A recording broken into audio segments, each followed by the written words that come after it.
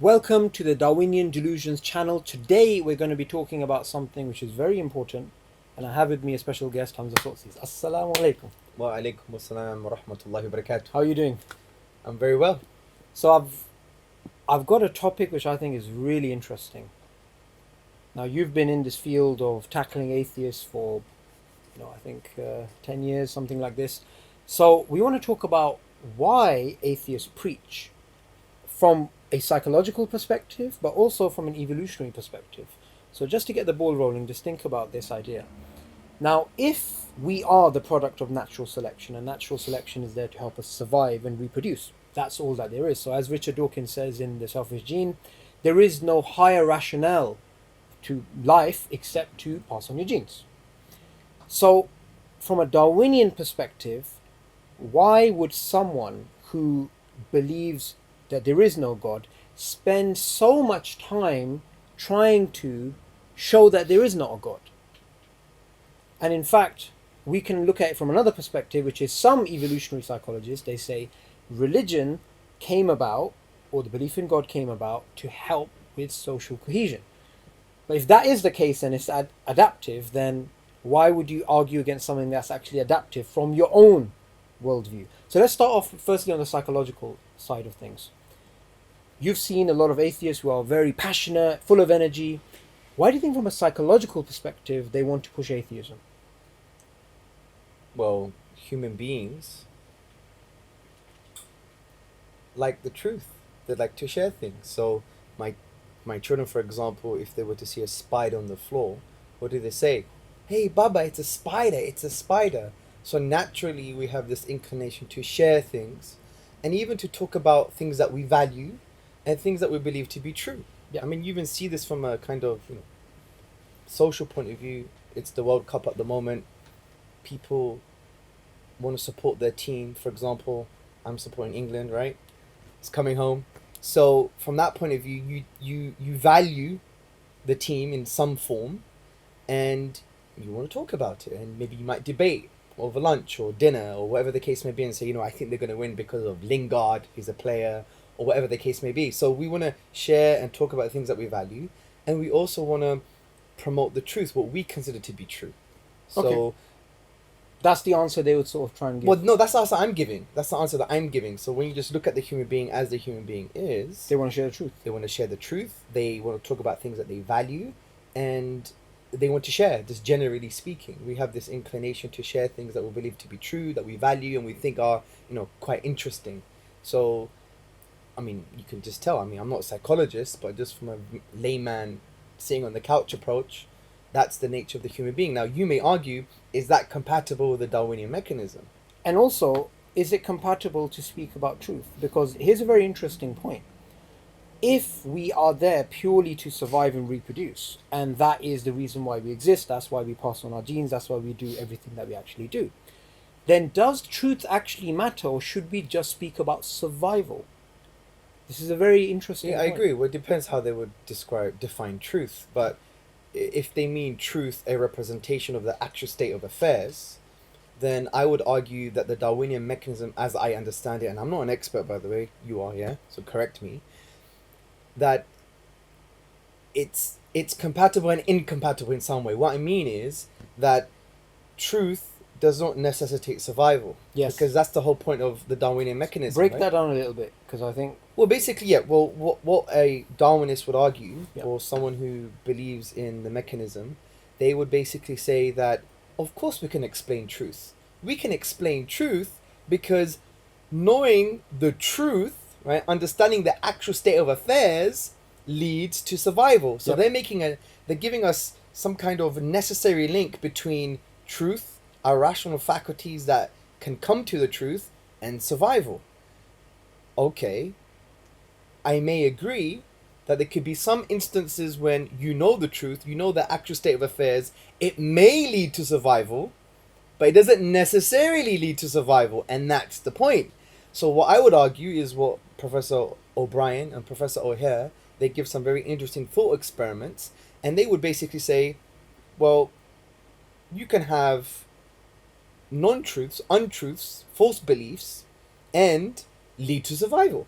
For example, if I'm a jungle man, I go into the jungle and I have the false belief. I even use logic, for example, in a wrong way, invalid reasoning, and I come to the conclusion that all fungi are poisonous. What happens, bro? I survive. Yeah. So what does that mean? It means false beliefs, not having a representation of the state of affairs, can lead to survival, because you know that some fungi are actually good for you. Yeah. Mushrooms are very good for you. Button mushrooms and the other mushrooms that we have in a barbecue, what they're called? Portobello mushrooms, right? So we've just challenged that idea. Yeah. So the problem here is there's nothing necessary about truth or understanding the actual state of affairs and survival. Yeah. And interestingly, So why would we even trust our minds then? Yeah. Because it could have been, evolutionary history could have been that along the way, bro, that we basically had all these bunch of false beliefs. We didn't have an understanding of the actual state of affairs, yet we were surviving. Yeah. It could be the case. But somebody could make a counter argument. Let's tease this out a little bit and say, well, the very fact that we are surviving, those beliefs are more likely to be true, because you're more likely to survive in true beliefs than false beliefs. Well, how do you know? How do you know you're more likely? Because I'm alive.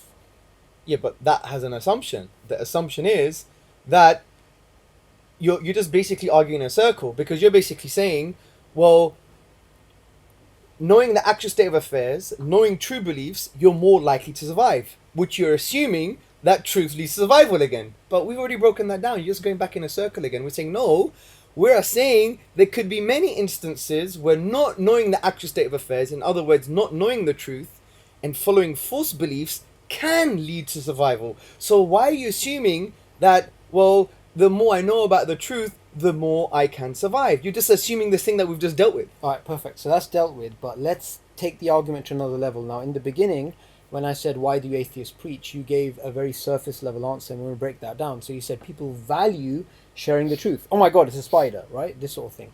So if that's the case, people value and they have values, then all human values should be broken down to something which helps us survive and reproduce too.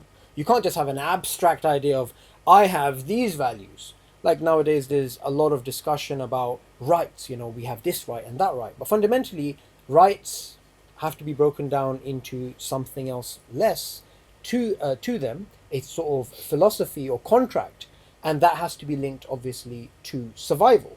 So we can't just accept a value without looking at, okay, how does this value actually fit within your overall paradigm? Okay. So when it comes to truth, I may say, well, Mr. Atheist, that's interesting that you say I value truth. Fantastic. But how does you valuing truth link to your own survival? Because at the end of the day, you can survive on true beliefs or false beliefs. So why is it intrinsically that truth has a value that you would give up a belief which helps you survive, which may be detrimental to yourself, to value truth? And so let me give you a practical example of that. Someone would speak the truth, and that knowing that speaking the truth would lead to their death. Yes. And this can happen when you have revolutions. Socrates. You have somebody who challenges the status quo.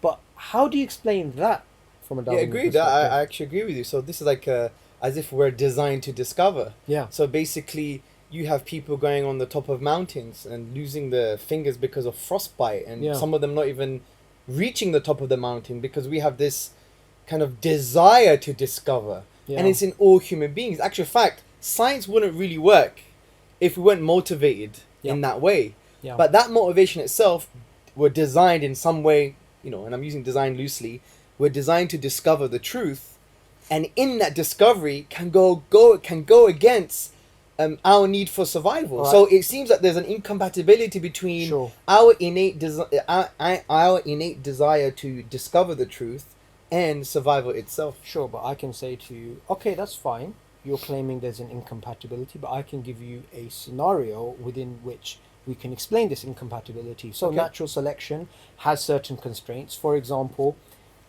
fruit flies or flies, they need to find out which area is humid.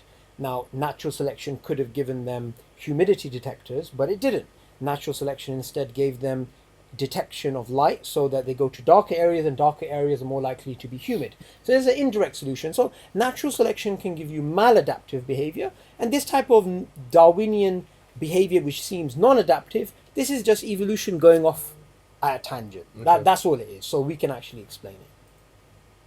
I don't have a response. Okay. I haven't thought about it. What was your Well, response? okay. Assumingly you know an answer since you asked the question. Yeah, because we Yeah. actually spoke about this in the other day. In the Oh, do office. we? Yes, Oh, we right, did. I forgot. Okay. Sorry. You can give a scenario within a paradigm, which is sometimes known as a just so story. Yes. So a just so story is a scenario which is consistent with natural selection. Yes. But as we spoke about, But is that a just so story? yes, because a just Because they're actually empirically observing it. They see that these fruit flies have these light sensors. I wasn't talking about the fruit flies. I was Okay. talking about maladaptive behavior. Okay, So, sure. for example, when you come across adaptive behavior, you say natural selection, right? You know that video I put on the channel about mankind being thrown off the ring, right? Yeah. That wrestler. So somebody put up a comment, oh, we can easily explain this because he's, going to get $15 million for that fall, right? So if you remember, we discussed this. We said, well, okay, that's fine. What if he didn't get $15 million for that fall? What if he's just doing it for the hell of it? So if somebody... Which many people do, by the Which way. they actually do. So it's quite easy to say, when you see adaptive behavior, say, Hamza, look, natural selection is true. When you see maladaptive behavior, you say, well, that's natural selection not working. But the problem with that is, how do you test? I'm not talking about falsification here, but a theory has to be testable. So now we're getting into the realm of, okay, how do you even test something when you could always come up with a scenario, which is what Stephen Jay Gould said, and he came up with the term just so stories, that you can come up with an infinite set of empirically equivalent just so stories for that discrepancy. So adding more assumptions to the equation, basically. Yeah.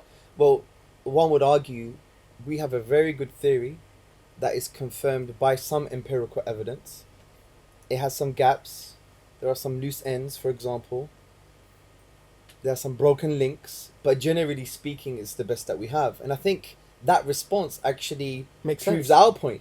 Yeah. Because what we argue all the time is, well, the Darwinian mechanism is probabilistic, based on assumptions, and it has some disputes. We're not saying it's absolutely wrong. We're not saying you should reject it practically. We're saying what some popularizers do. What we're saying is don't adopt the narrative of some popularizers, which they come across psychologically as this is the only way forward, and it's as believing as the sun is spherical, the moon is round, or the earth is round. So I like those type of responses because it actually shows out exactly. So you agree that it's the best that we have, Okay. but it's not the absolute truth. So But that's the interesting thing. Generally speaking, though, in the philosophy of science, there's nothing wrong with a well-confirmed theory Yeah. actually bringing other assumptions Yeah. into the play just to preserve the theory, because it's the best that we have. There is nothing in the evidence that we see that totally go against our kind of narrative. That's what they would argue. So what's wrong with throwing in there a few more assumptions just to preserve the theory so far? And this is why eventually you have paradigm shifts in scientific thinking, because when you keep on adding more assumptions, it actually eventually breaks down, Yeah. and then you have something totally different. Yeah, and what's really interesting about these assumptions is that using the word assumptions really actually cheeses off some Darwinists sometimes. Why? So like for example, Well, they should study the philosophy of Yeah, science.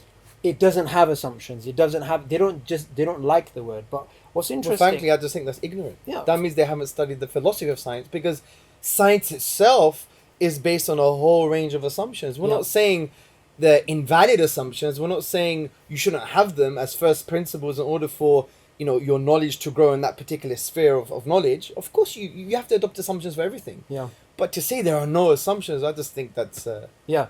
evangelical. Yeah, it is. And what's interesting, and I spoke about this before, but it's interesting to tease it out because you study the philosophy of science. So it's very interesting that, number one, scientists generally aren't aware of philosophy of science, right? And that could be a problem. Well, they are, but they haven't studied it on a level which would maybe bring to the forefront of their mind all the kind of fuzzy areas in the philosophy of science. Like, there are assumptions, Yeah. Induction doesn't lead to certainty, falsification, falsified theories can be revived if you change the auxiliary assumptions. And that's almost like blasphemous when you say that. Well, for some scientists, but Yeah. maybe the popularizers. But if you go to any academic institution in the UK, speak sincerely to a scientist, and if they've done a PhD, for example, at least they will know there's something going on in the philosophy of science. So, Yeah. and they would even know that theories are not representation of the actual state of affairs, even if they're scientific realists.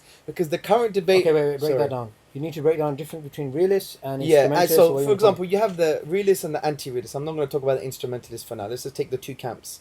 So the realists say that scientific theories can be a representation of the actual state of affairs, meaning they are truth. They lead to truth. The anti-realists say no. They're just workable models that explain our perceptions of reality, which could be wrong, basically. Yeah, they've had a debate for a few years, right? Yes, theories, well-confirmed theories can lead to truth. Well-confirmed theories do not lead to truth. It's our interpretation of the reality. Blah blah blah blah blah. There's a big debate. Now they've come to a conclusion. Generally speaking, what's that conclusion? They could all be wrong. Theories can change, even if you're a realist. Even if you believe scientific, well-confirmed theories can be a representation of the actual state of affairs, they would still argue, but they can change and they can be wrong. So even in the most well-known understanding and grounding of scientific theories, things can fluctuate. Okay. This doesn't mean we reject a well-confirmed theory. Of course. This is a philosophical discussion. Practically, you accept a well-confirmed theory. Yeah. Not to do so, you'll see there. For example, I read a book, How Not to Die, by Dr. Greger. It's great. Sounds like a good book.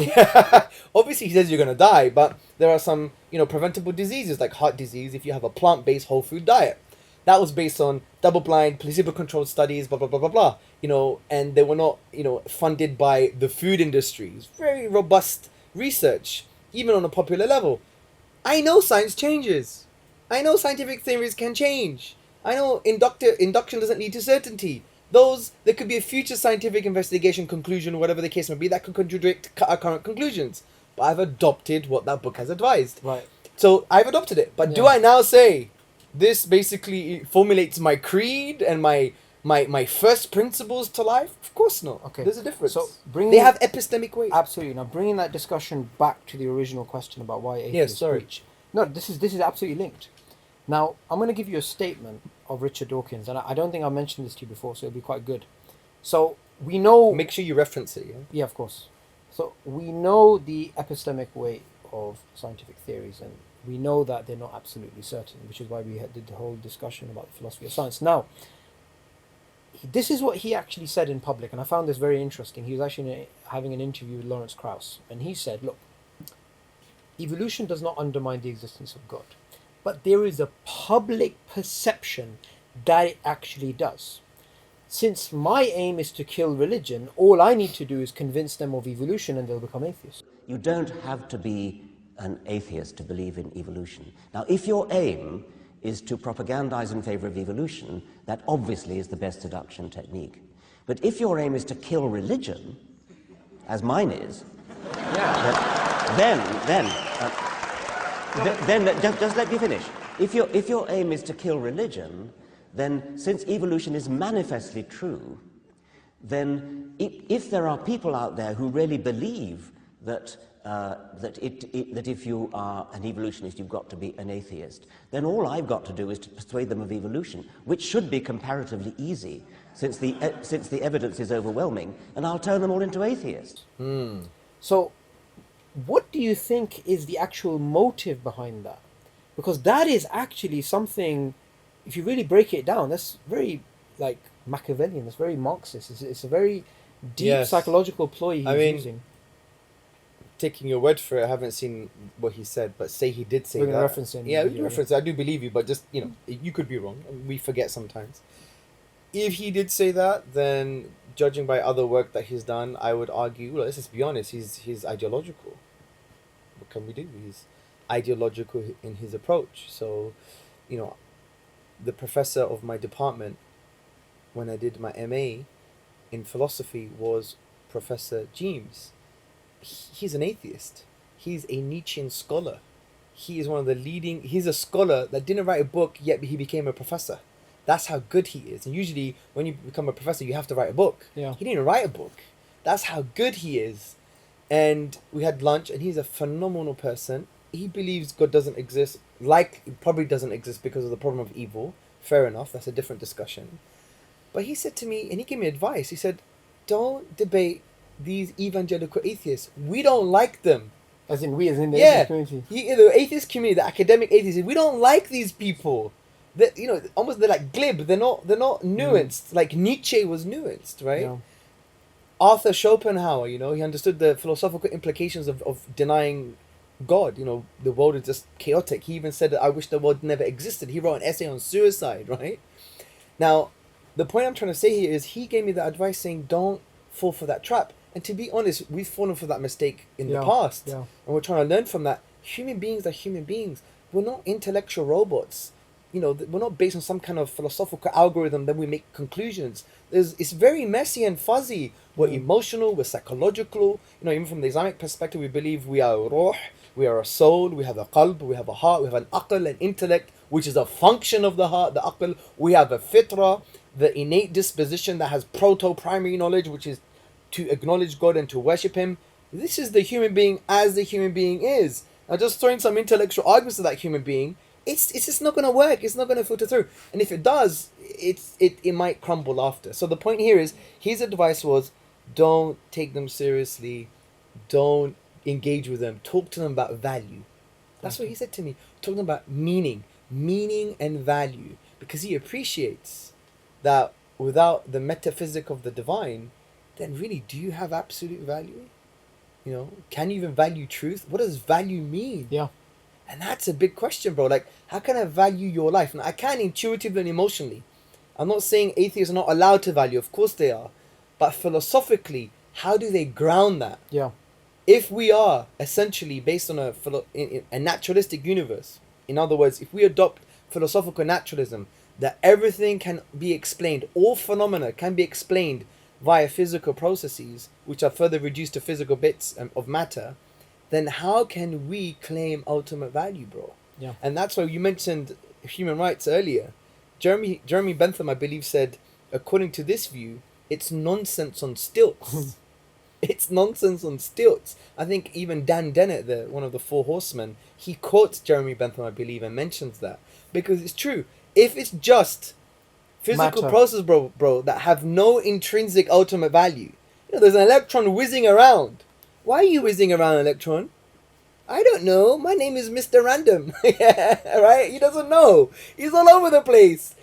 And he has no value himself. He can't even speak to you anyway, unless you're a panpsychist, but that's a different story in consciousness, right? So if you believe in panpsychism, you believe in electrons have a primary form of consciousness. So, electrons feel pain and they can fall in love, and that's a different topic. But the point is, fundamentally, according to philosophical naturalism, it's reduced to nothing. Absolutely. So how you ask, look, okay, say you're an atheist. Okay, Mr. Atheist, how you doing? Well done. Hope you're well. Love you to bits. You believe in human rights. You believe in universal human rights. You believe in a key human right of life, the right to life. I agree with that. You agree with that. Good. Philosophically ground it according to philosophical naturalism. Well, ground it. Do it for me. this is the thing. What I like, Or even Darwinism. yeah, what I like is that some honest atheists, they actually put it the way it actually is. So Yuval Noah Harari, he's written that famous Yes. book Sapiens, right? And what he says is this. He says there is no gods in the universe, there is no rights, no laws, no morals, no civilization, nothing. There is absolutely no fundamental rights outside of the common imagination of human beings. So he's just being honest. Like Dawkins said, it's pitless indifference. Yeah, it's just, but that is, I mean, if you really believe that, this is I think a good point to end upon. If atheists were actually consistent and they actually believed the implications of atheism, they would never preach atheism. I agree. Because it would make a difference. I agree. I mean, Viktor Frankl, he was an amazing writer. He was actually a victim of Nazi Germany. Yes, he was. Yeah. And this leads to suffering as well. And he makes a really good point. He says, if you find meaning in your suffering, it's no longer suffering. Yeah. And life, and that's what the religious people tell you all the time. Life is full of suffering in some way. But what religion does, and adopting a metaphysic, which obviously we can justify, gives meaning to that suffering. So suffering no longer becomes suffering from that point of view. But from the atheist perspective, where is the meaning in the suffering? And that's a big question as well. And that's why people at home, forget what they say on YouTube, yeah? Let's not judge people on YouTube comments and Facebook and how they smile and the kind of false veneer. At home, when you're all alone, when your friends are not there, your phone's off, and you're just thinking about yourself, your reality, whatever the case may be. Tell me, what meaning do you find in your suffering from an atheistic point of view? What meaning do you find in you believing that things have ultimate value, even though everything is really based on fitness and difference? Tell me. And those are big questions. So as religious people, we shouldn't be, we shouldn't be arrogant about things, but we should help people understand the logical implications of certain worldviews. If they don't like it, well, let's not be sentimental about it. Either change your worldview or basically change your sentiments about life. It's simple as that. So, yeah. Absolutely. There you Absolutely. go. We went off. I mean, this for me, I think, is the most fundamental point that it breaks down to when we have the discussion about theism or atheism, value. Yeah. What does it actually mean fundamentally? Because, we're going to probably do this in another show, speak about first principles and what it leads to. But when all the dust is settled from intellectual gymnastics, it's about value and what it means to be human. Yep. Absolutely. Thank you so much for joining me on the show. Inshallah, we're going to have you in Anytime, further bro. shows. Thanks. For more videos about Darwinian evolution, why it's based on a probabilistic framework, why it has multiple assumptions and there's disputes at a conceptual and a scientific level in terms of its most fundamental ideas, make sure you subscribe to Darwinian Delusions.